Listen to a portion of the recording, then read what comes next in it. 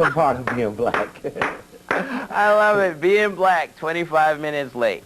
Well, I know a lot of people want to know, who the hell is Steve Coakley? Who are you, Steve? Well, Richard, I'm R.A., Brother R.A. One, I'm pleased to be here with you, to have this opportunity. Thank you for coming. To share this information. I've come a long way to Boston to share a specific type of information which makes people request my presence. I'm here known as a brother who names the names or pinpoints or identifies specifically the people who are at the bottom of one of the most dangerous cancers known to humankind, white supremacy. Part of, over the course of our existence as a race of people, we have been suffering from a cancer where we have misapplied the medicine or the remedy. Part of our lack of effective response has been our inability to pinpoint specifically and what type of infectious cancer it is and whom it is specifically that perpetrates it. Define and destroy. And we haven't been able to do that. And Brother Steve is just another victim in a pool of people who have been disrespected and lied to, had their land taken, had their parents and children raped and miseducated and slaughtered and hung and held in jails. I'm just another victim who have risen up on behalf of the millions of downtrodden. We're about to enjoy a Thanksgiving coming here in late November, where we give honor to the stealing of this country. I'm just another victim in a pile of people who have been disrespected by this cancer called white supremacy. So that's who you are. Just another victim. Just another victim. Okay. Not just another brother, but another victim. Whom, this case, happens to be a brother.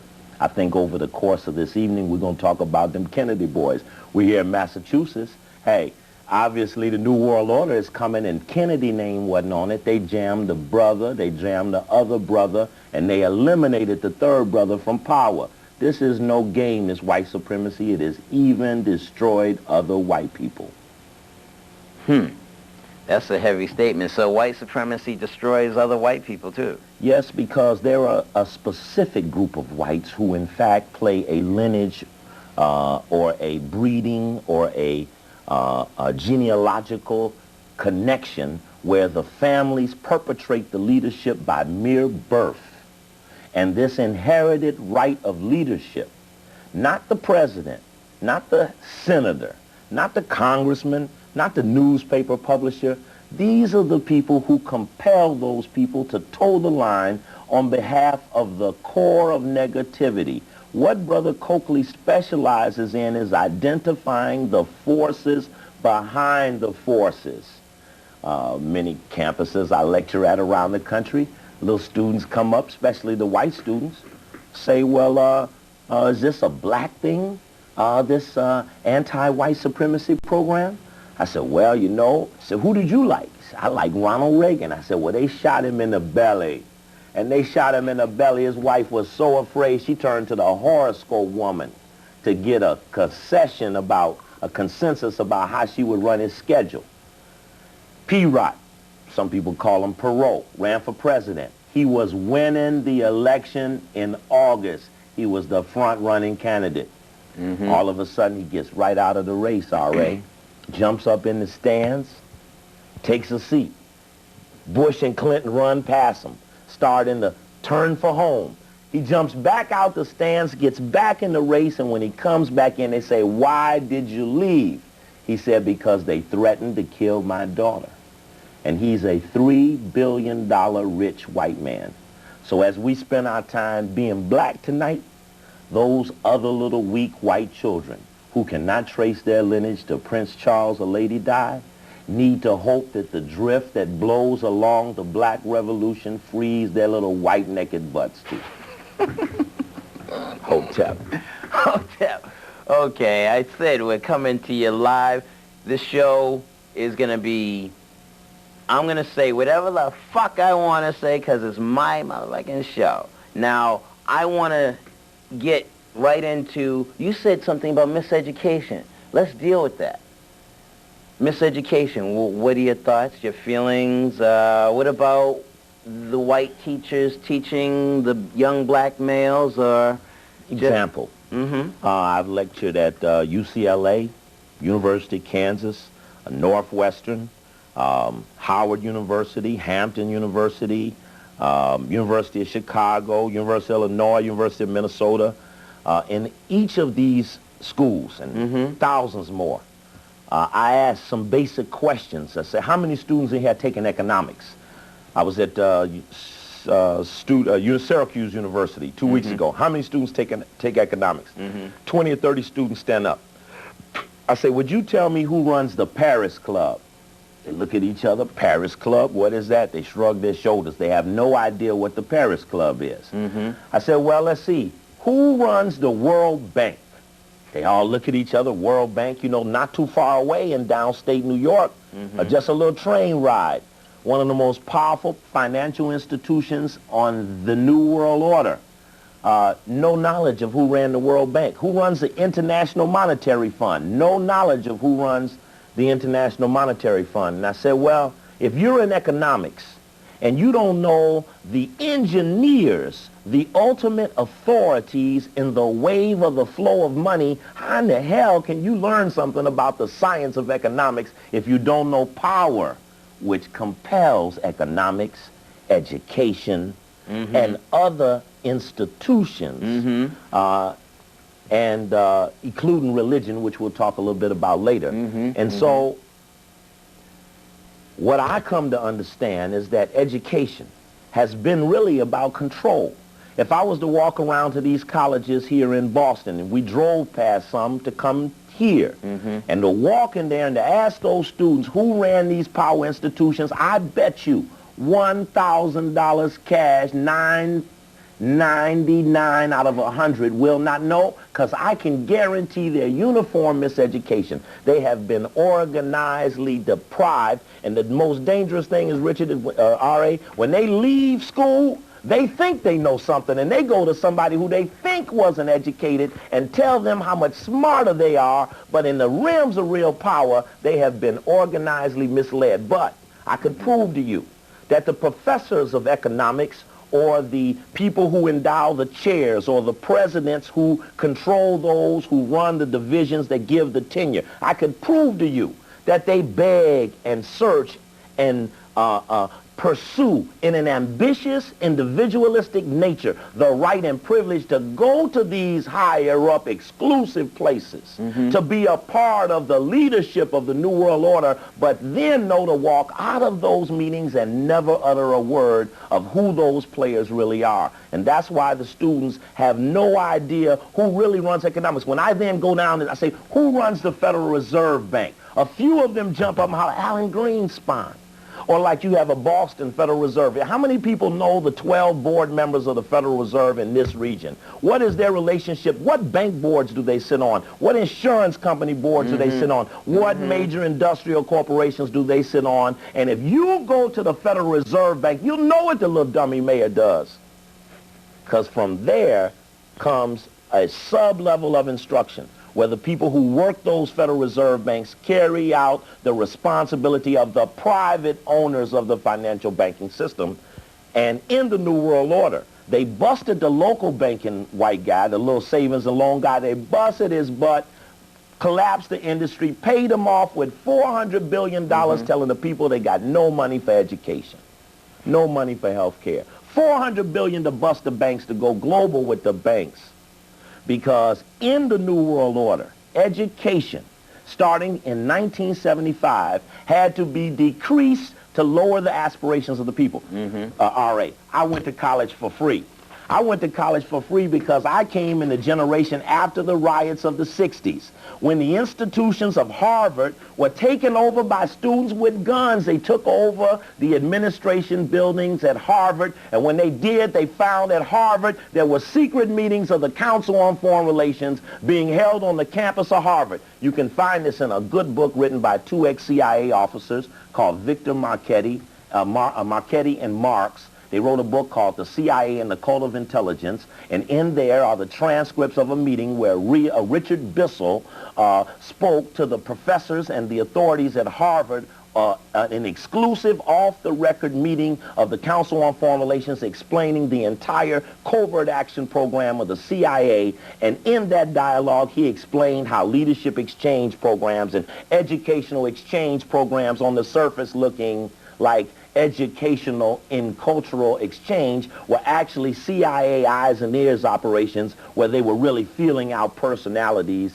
and assessing potential future leadership. That is a fact. And one of the things that they hate about my dialogue is that is so well documented with good white sources. Because when Brother Steve comes, they say, oh, a lot of yak, but then he quotes that good white source, and they go, yeah, impeccable sources there, yes.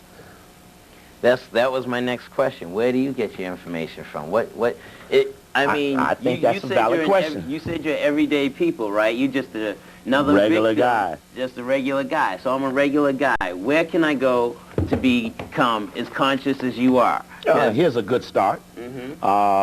This is out now. Every regular guy should have one of these. This is the, somebody ought to pick it up. I want to see it on the camera. If I have to hold it up, I'm going to hold it up until I can get it. You got to give me some focus. Because we want these people to be understood. This is the Forbes 400. Every regular guy could buy this for $5 at the newsstand. It profiles the 400 richest people in America. Everybody should want to know who these people are. That's why the people are abused so readily, is that they cannot equate wealth with domination. Do you understand, Richard, that 0.1% of the population, excuse me, R.A., that 0.1% of the population controls 72% of the wealth?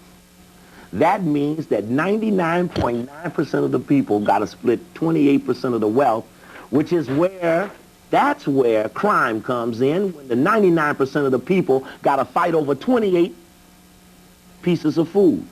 Can 99 people eat 28 pieces of food while 0.1 person eats 72 pieces of food? That's what's wrong in America. 0.1% of the population controls 72% of the wealth in America. Just in America? That's just in America. Wealth in other countries like Europe, dominated by the Rothschild family, Australia and Africa, dominated by the Oppenheimer family, could show examples similar to those where there are few families that control huge volumes of wealth, and through their wealth they perpetrate their ideas. For example, say in America we had the Rockefeller family. I just left State University of New York at Stony Brook. I say, what about the Rockefellers? Don't nobody know nothing about them, right? He had exploited the state for 500 years. He has foundations. He has Exxon, Mobil Oil, Amoco, Standard Oil. I mean, that's Amoco is Standard Oil of Indiana now. Atlantic Richfield. He has the Rockefeller Foundation, the Ford Foundation. He then has Chase Manhattan, interlock with Citicorp, interlock with Morgan. And we just keep spilling down this interlocking relationship. But when you look in the book, Rockefeller pretends like he has only $1 billion. Then you see P-Rot has $3 billion. You would think that P-Rot with $3 billion has more influence than Rockefeller at $1 billion, but the very, very rich downplay their wealth so that Rockefeller will only want to look like $1 billion. Then there's a little footnote that says all oil wealth, in other words, untapped oil fields, untapped gold mines are not counted in wealth. Therefore, a potential oil owner could be 10 times as rich, not counting unprocessed oil. And then they know how much oil is there when they buy the plot of land. So we're talking about the ability to underestimate wealth to hide who's in power. Let's play a little game tonight. Okay. Let's pretend like we Dorothy, Toto, the Scarecrow, the Tin Man, and the She-Wolf, or whoever the hell that was, going on Yellow Brick Road. Right. And let's pretend like we going to find the wizard, because somebody been fucking up ours. And we need to get to the bottom of this. Now let's head on through the OEO boys and the Wicked Witch of the West and these other things that we'll follow on the road. Okay, I just want to ask, okay, so you get your information from General sources. I mean, you could go to the library. There's no profound, no secret documents, everything. Everything is publicly available. Okay. Here's a publicly available book This book here is called The Masons Who Helped Shape Our Nation. And I'm going to hold it here till you move that camera over here to it. In focus. Show you right. And oh boy, if he don't move the camera, he ain't going to never get on there. You know, it's, hey, I'm going to hold it till you get there. The Masons Who Helped Shape Our Nation. This book you can buy on at the House of the Mother Supreme on 16th Street. It only costs $8. And this was about the Masons who helped found this country. In fact, we're probably in a town, Cambridge, like a new Cambridge, like old Cambridge in England, where Masonic lodges authorized these Americanites to fight against the king and the queen, to form a new society, which illegally incorporated itself in 1776. Well, this is a very important book. It just says that there was a secret society that founded this country and that they were anti-black. And they put the pyramid and the all-seeing eye on the dollar bill. Though they've never been to Africa. I got a copy of it right here. I'll show it to you. I have the Browder file down there. We can show it to him right here. How about it, cameraman? We're going to go with it this time. This is the pyramid and the all-seeing eye. Thanks. It's on the dollar bill. Come on up I'm putting close you to here. work, man. There we go. All right, come on back. Come on back. There we go. That's on the dollar bill. Everybody recognize that. That's a secret Masonic symbol. And that pyramid and the all-seeing eye is on the dollar bill because this was a incorporation of a secret society. So when anyone says, was there a conspiracy to kill Kennedy? It's been a conspiracy since the beginning. I mean, now I only saw one of William Cooper's tapes. I take it you've read Behold the Pale Horse. I have read all forms of literature about who is in power from the right wing to the left wing to, like what you have here, the annual report of the Council on Foreign Relations itself. This is the cornerstone of the secret society in America, housed right in New York on 58 East 68th Street. There's a chapter of it right here in Boston with its sister group, the Foreign Policy Association. You know, I made some calls and I couldn't get any information on the Boston chapter. Oh, we'll find them before we leave town. In fact, we need to remind the people that I'm here to give a lecture at Roxbury College this Saturday, and we'll talk more about that That's during the program. Roxbury Community College, 1234 Columbus Avenue. That's this Saturday, November 6th at 7 o'clock. Steve Coakley will be live, uncensored. Uncensored, naming the names of those who fund and promote white supremacy in America. So, you mentioned the dollar bill. You mentioned economics. I wanted to ask, what values should we hold? I mean, you mentioned miseducation of the Negro. We have this chain around our head. We have this lock. Okay, okay, here we go. There we go. I want to see this here. You see that? We have the chain locked on our heads. We have the miseducation. And we've been trained and taught to value the dollar. Should we? Should we not? Since you said 0.1% have 72% of the wealth, and 28% are fighting over, no, what is it? 99% are fighting over 28%. Over 28%. Right. Should we continue to value the dollar, or? I think that money is just no more a symbolic rate of exchange. I think what we really want is access to goods and services through some commodity which is now governed by dollars and coins, certificates of the, et cetera, et cetera. Money is no more than a symbolic rate of exchange. You and I could barter goods and services without using money. I think what we want to stop within our community is the perpetration of illegitimate, disrespectful activity for the love or use or gathering of money. Is it good for a person to inform on another person to feed their family? And in some cases, under the gun, misinform on a person, which in fact would jeopardize their life, safety, or ability to provide or protect their family. What we want within our society, do we want people to take money in a pulpit to allege to fight a devil, but timidly every day after Sunday be afraid of the beast that roams the planet disguised as a politician, a businessman, an insurance agent, a banker, etc.? When would we not want the value of money to disagree with our overall goal of trying to remove the impediment of white supremacy? And we, as a group of people, I tried to suggest to people that part of why blacks have such high cancer rates, high blood pressure, high kidney failure, high prostate cancer, is because they take shit from white people. The eating of shit from white people will make anybody sick.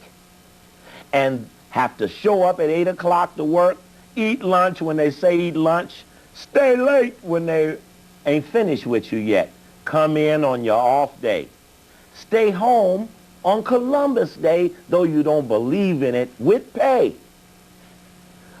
These things compel a person to breed cells within their body that just self-destruct.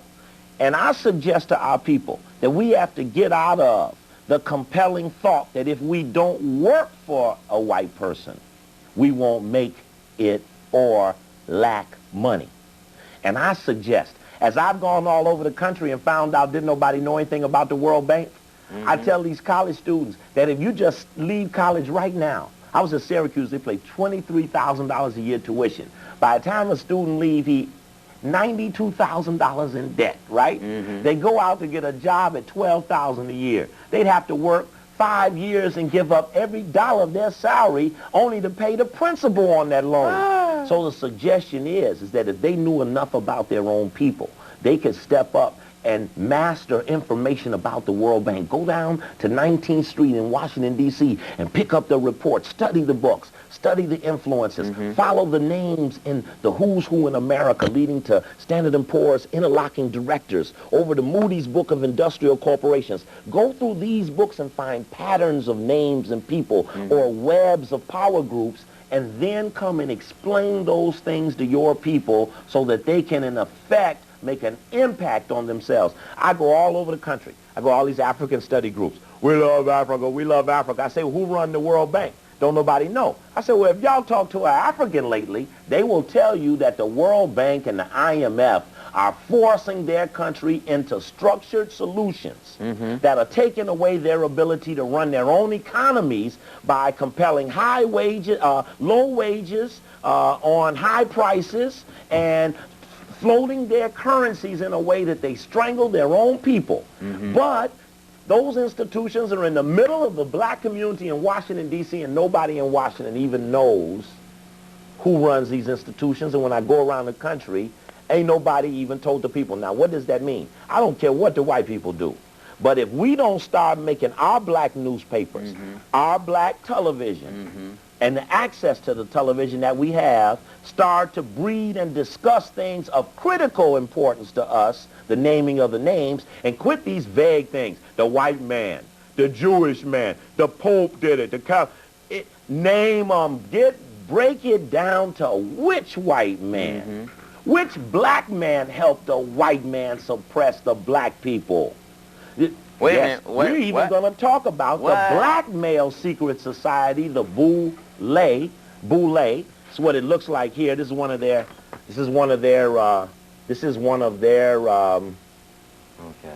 issues. I'm going to hold it up, camera woman, till you get to it.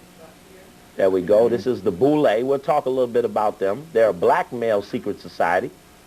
And this Boule means advisors to the king. There is a chapter right here in Boston. They started in 1904. They're patterned on Skull and Bones at Yale, which is right down the bay in New Haven, Connecticut, whose clubhouse is called a tomb, whose initiation is in a coffin. These guys were set up like Skull and Bones at Yale. There are 3,000 black men in a secret society in America that cooperate with other secret societies that in fact make up the leadership / power elite who serve for the owner elite. Rockefeller, Oppenheimer, Rothschild, owner elite. The guard Carnegie, dogs. Cabot Lodge, operator elite. Bush, Reagan, Carter, Clinton, 1 millionaires, shorty cools.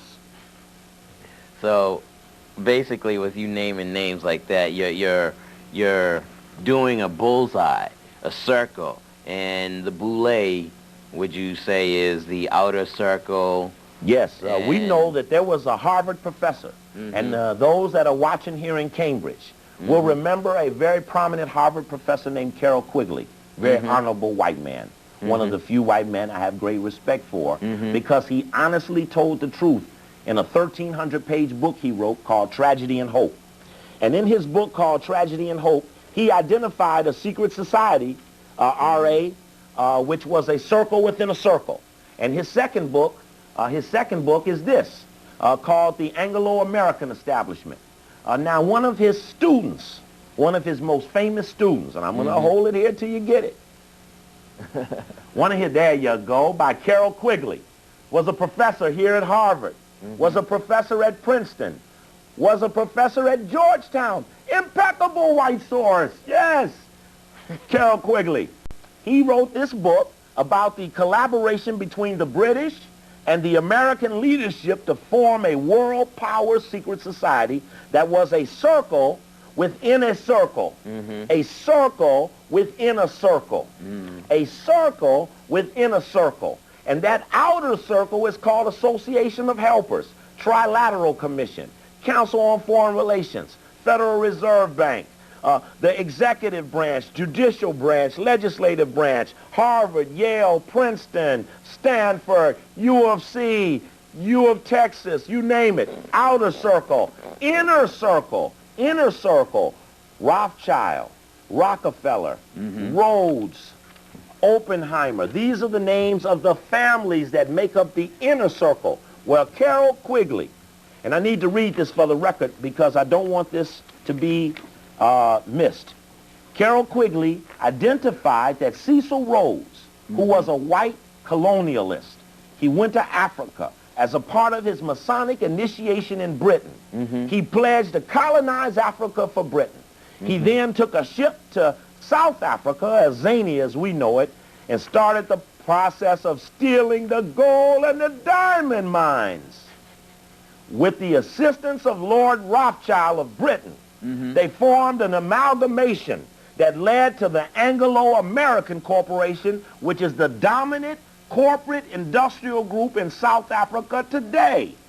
Now, this financial conglomerate, De Beers Diamond Mines, Consolidated Gold Fields, its Engelhard Minerals and Chemicals Corporation, etc., this conglomeration of financial interests had a secret society. Carroll Quigley had the privilege of reading the papers of this secret society to write a history of the world civilization called Tragedy and Hope.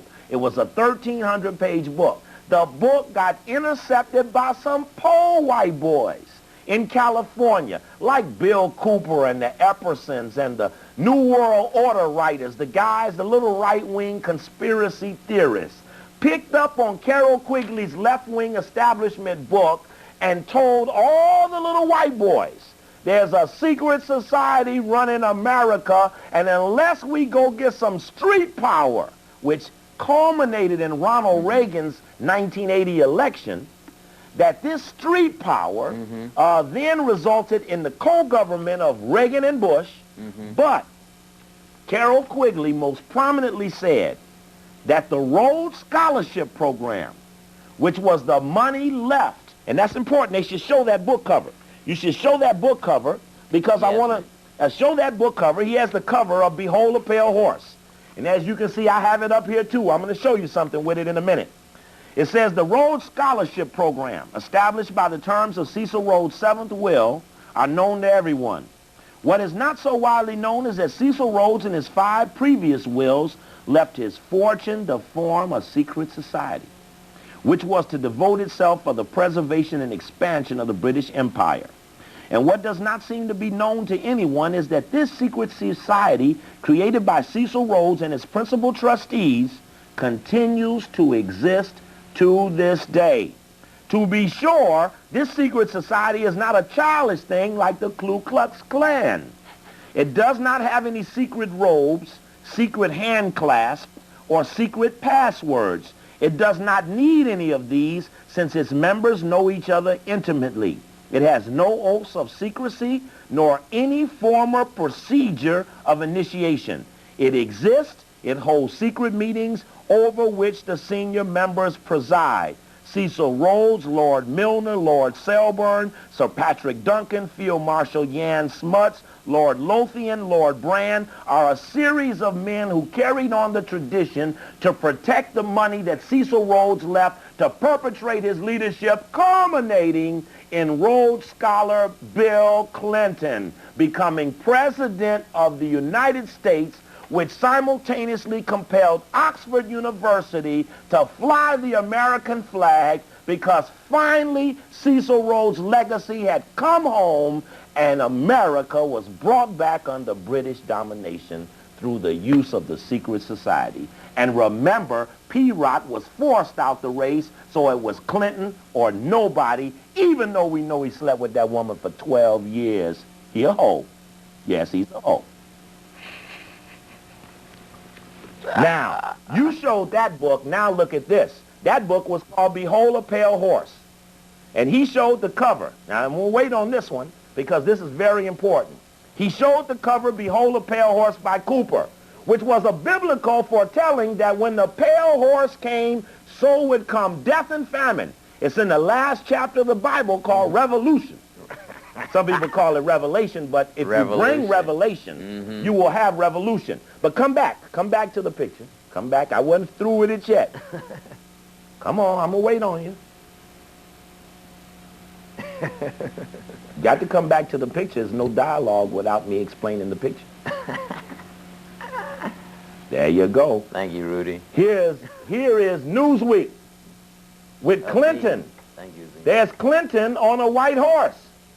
There's Clinton on a white horse in Newsweek. The pale white horse, as was foretold in the Bible, behold a pale white horse. There's Clinton on the cover of Newsweek, and it says, can Clinton tame Satan? Which is in the Quran, how you say Satan, it says Satan, and it really says here Washington.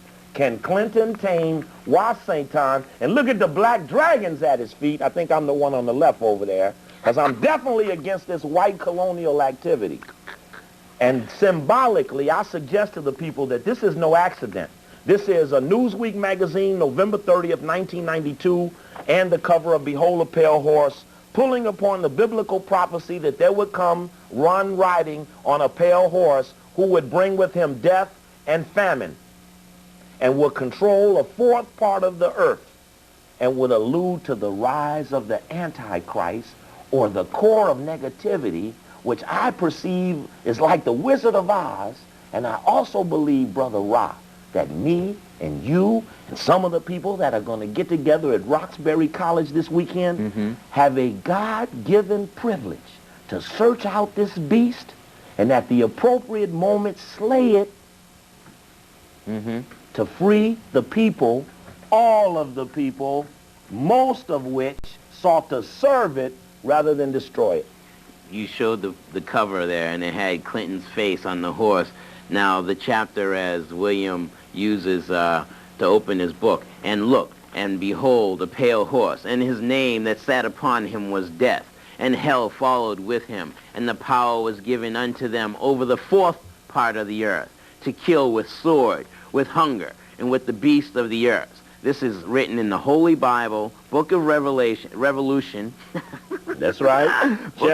Chapter 6, verse 8. All right? So, well, would you say that's a good segue into Christianity and dealing with that, since we only have 55 minutes left? Is that... Well, The question of religion, I think, is a very important one. How does religion fit in this discussion of the beast or the core of negativity? One will look at us and wonder, what really are we doing on the air here in Cambridge, Massachusetts, in a predominantly white community, talking about things that most people are afraid to discuss, even privately or in their homes. Parents deny their children. Children are misled and misunderstood, or watch parents do things they know they don't really want to do for money. And here you and I are on this show, free and honorable enough to stand up and declare that we're going to stand up against evil. But there are other people who pledge on a religious level that they are the fighters of evil. The only problem is that I perceive that the Rockefellers, the DuPonts, the Astors, the Stallings, the Cabot Lodges never worry about being attacked by a mere preacher or a church alliance, because in most cases, like with the National Council of Churches, it is a Rockefeller creation.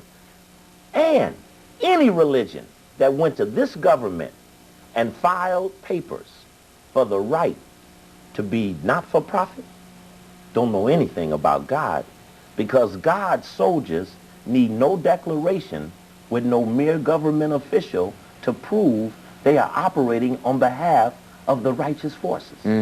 And we will know who. Someone says, brother, are you a Muslim? Are you a Christian? Are you a Buddhist? What are you? I'm a person of principle and values who seeks to see the right thing happen for the most amount of people in as fair and as compassionate a way, but with no tolerance for illegitimacy, negativity, or the abuse of another person for one's own personal advantages. Therefore, I am with no religion that went to Caesar to get the right to be not-for-profit, not to pay taxes, and not to be a part of other things, easements that the government gives them, never to fuck with the government. No, I ain't with none of that. My way of saying that is to recapture what our ancestors once held true and high. I take my initials, Richard Arthur, and I go by R.A., to symbolize I'm a piece of God, because I know that our ancestors called God Amun-Ra. So I'm not God, but I'm a piece of God, and I want to uphold truth and justice. And hopefully at the end of the show we're going to hear Sister Soldier sing the only spiritual that I know is a spiritual for me, because it tunes in not on the religion, but on the relationship, and that's what it's about. Let me touch your hand, because I want my piece to get with your piece and those other pieces that we're going to see this weekend, because it's only going to take a few good pieces to pull off what needs to be done. Everybody's not going to be in on it. And so all we got to know is, all the righteous people have to know, is that a few virgins can whip thousands of whores, because they have the ability to call upon an extraordinary ability to part the waters, change the seasons, produce the hurricane, or bring on the fire. Whatever is necessary and beyond the control of mere white man will be the forces that will protect us in the journey of the righteous to defeat the core of negativity that seeks to unite all the nations of the world under one leadership. What's NAFTA about? Getting Mexico and United States and Canada to have a unified free trade agreement. What's this European centralization, this 1992 European coming together of the social, political, and economic unity of the Europeans? And what is this Asian trade group with Malaysia, Taiwan, Singapore, Hong Kong, China, all spinning around, among others, Japan? It looks like, Richard, that the goal of Rockefeller's 1972 organization called the Trilateral Commission's goal was to produce the world in a three-sided power axis: North America, European, and Japan. And that those three countries would spin other countries in their axis, such as the United States would spin Canada, spin Mexico, and soon the Caribbean and South America. Europe would pick up Eastern Europe, Western Europe, and the white side of the Soviet Union, and Japan would pick up China, Hong Kong, Malaysia, Taiwan, Singapore. It's about 16 or 17 Asian countries. And the Asian side of the Soviet Union are Azerbaijan and others. And there would form the Asian cluster, so that the world would be evolved in what was called the three cluster theory. Now, for those who happen to just skip on the channel, who want to know if we know what we're saying, I ask you, the learned or attentive public that reads Foreign Policy Magazine or Foreign Affairs, things which we read secretly and master for our people so that they understand what small public things are being said by rich people. In 1990, you all know that Richard Ullman wrote a story called The Post-Cold War World.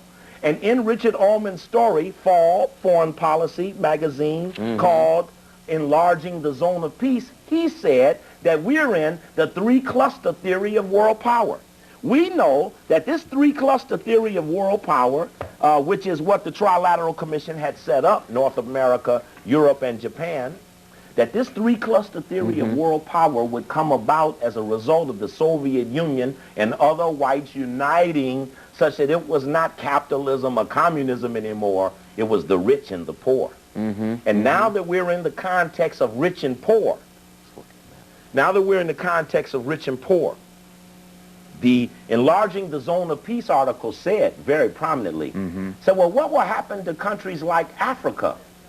Says that Africa will be like a specter at the feast, a mere nuisance to the New World Order in the post-Cold War world. Said, well, what about aid to Africa? It says aid to Africa will be palliative, not curative. Now, that's a rich white man saying, we're going to give a nigga a Band-Aid, but don't stop the bleeding. Now, that's organized, cleaned up, scrubbed up white revolutionary talk. You want to hear something about white revolution? This is what's going on. The other whites, the learned whites, will know that Brother Coakley is correct, because in the year-end review of Foreign Affairs magazine, there was an article there written by a Times Magazine Nairobi station chief called Retreat from Africa. And do you know, Brother Ra, that in that story, the Council on Foreign Relations ran a story that said we will so starve Africa that in 5 years it will beg to be recolonized. We will so starve Africa that in 5 years it will beg to be recolonized. Now, if you go to the board of directors of the Council on Foreign Relations, and you look up and you see Rockefeller and Warren Christopher and Clifton Wartime and Bobby Eamon. Now, y'all whites know I know y'all names, because y'all know y'all don't even discuss these names. Bobby Eamon, ex-deputy director of CIA, Warren Christopher, now Secretary of State, Cyrus Vance, Anthony Lake. We can walk through all the whites who sit on the boards of power. We know you far better than you ever thought little poor black people ever sized you up. And I say to you, we know you far better than you ever imagined. But that ain't the point. We're really not even talking to you tonight, because you know these things, you helped write them. But now that the Council on Foreign Relations, has said we will colonize Africa, now the New York Times runs the story, colonialism is back and not a moment too soon. And do you know, Brother Rod, that this story says that the only way out of Africa's starving, going down dilemmas is that they will have to be recolonized and accept our leadership for terms of 25 to 50 years. It says, what country will we first take over and put in trusteeship? Somalia. What is Somalia about? It's about the recolonization of Africa. This is the New York Times, which bought the Boston Globe. Now, many whites know Brother Coakley. Look up Brother Coakley in the Boston Globe. There are many listings of me in that magazine. They've been following me for years, though most of you never heard of me. New York Times has done quite a few stories on me too. Just hit my name in one of them indexes, and all of a sudden, the trailing and tracking of the secret society will be clear to you, because they've taken away, I used to be special assistant to the mayor of Chicago. They took that job, said I was too black. I was chief of staff for a Chicago alderman. They took that job because I had an anti-Columbus day. They said, who is Coakley to bring up Columbus didn't discover America? I had a big anti-Columbus day, 500 people out there blocking up the parade and stuff. So I had to lose my job because the black woman I worked for didn't want to disrespect an Italian who was doing a colonial celebration. And I've been an anti-colonialist because I know how we will unite people of color all over the world. Is it will be an anti-colonial movement, because who colonized us is all we have in common. Who colonized Australia? Who colonized South Africa? Who colonized Nairobi, Kenya, Nigeria? Hey, hey, anyway, the New York Times then benevolently puts the big white hand coming out of the sky, big white hand with little bitty black hands trying to reach up for salvation. Now, you think I'm going to sit back and bite my tongue and take it easy on rich white people when whites can openly advocate the recolonizing of my homeland?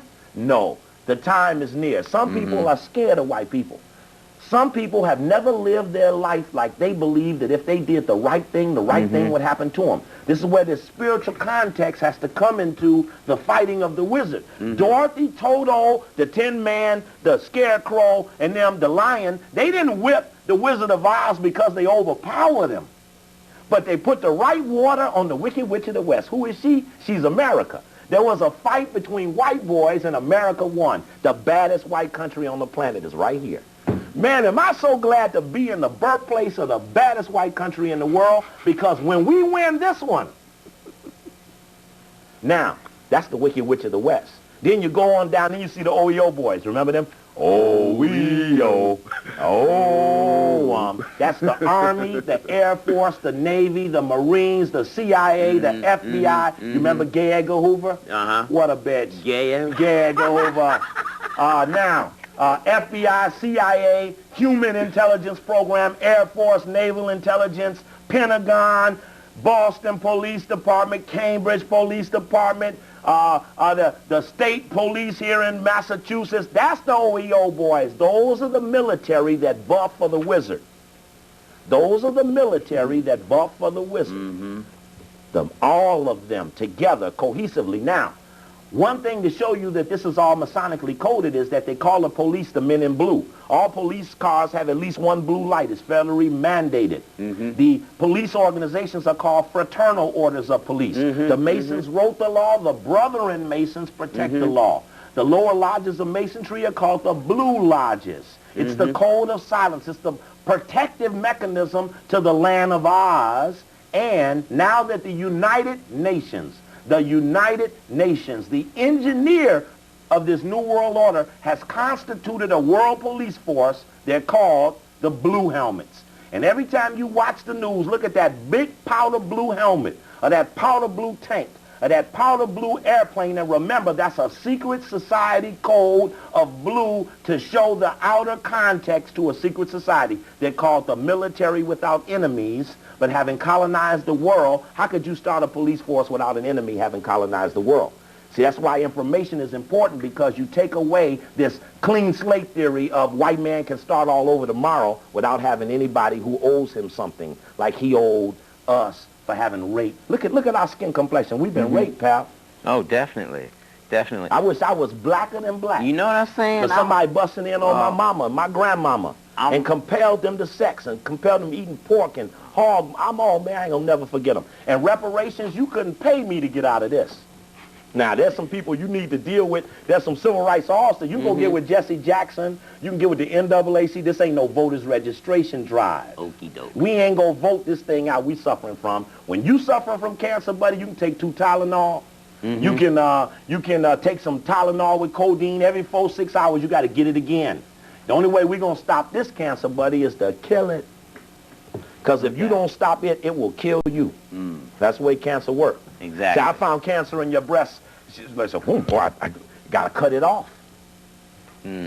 Let's put a bookmark there, Steve. And when we come back, I want to begin with the maps. I want to show the disparities on the maps again, as I have on quite a few shows. But I want to get your insight on what you see between the maps.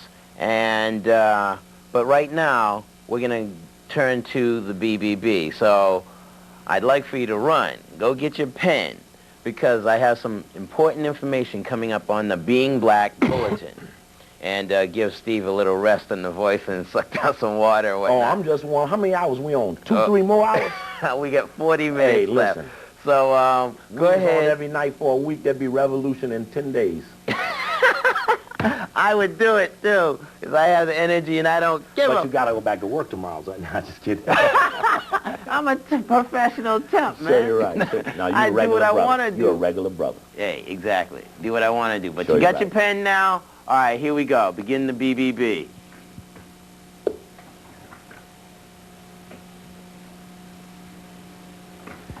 Mike's down.